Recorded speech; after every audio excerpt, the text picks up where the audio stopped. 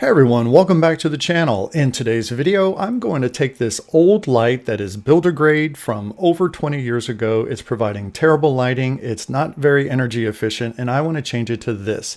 This is the new LED light that I got off of Amazon, and I'll put a link in the description for you to check out on your own. It's highly energy efficient and it's very stylish, so let's get to it.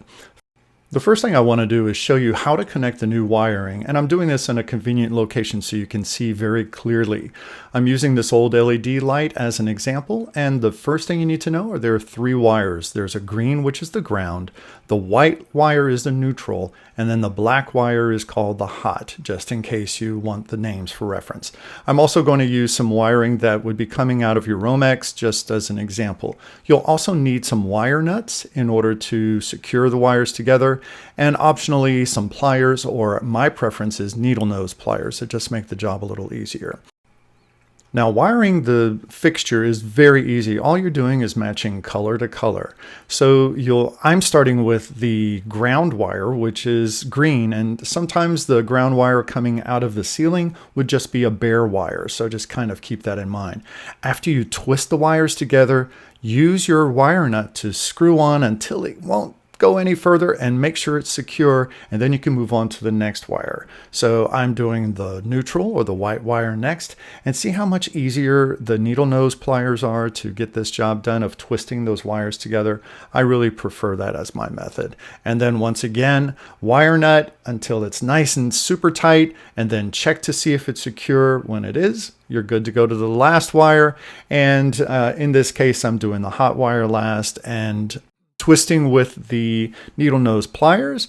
Got a nice little twist there of the wires. There's definite contact, and then the wire nuts provide an additional form of contact and security for lack of or prevention of fire hazards. Now, before you start anything, cut off the power to your breaker. You don't want to get a shock of your life. So after you have that done, I'm removing the old globe. This really looks like something that came off the Titanic, I believe, and those old incandescent bulbs that are not energy efficient, and they're not providing much light. Then I wanted to cut around or score around the top edge of this old fixture, because I know that the ceiling had been painted before, and there was probably paint that was going to keep this stuck to the ceiling. Then in this particular case, there's two screws that I thought I could just loosen and then twist the thing off, but it wouldn't. So I got my drill and removed the screws completely, and you'll see here, blop, it falls right out. And then you'll notice it's only secured with two wires, the black wire and the white wire. I'll show you in just a second that the ground wire is still in the ceiling, but you may end up with a fixture that only has a black and a white, which is totally fine. It'll still operate and you're fine. And there's that ground wire. Whenever I got up to the ceiling with my fixture, I've already attached the white wire. Then I went with the black wire. I don't believe it makes any kind of difference if you go out of this particular order, because your power is off anyway, so that's good.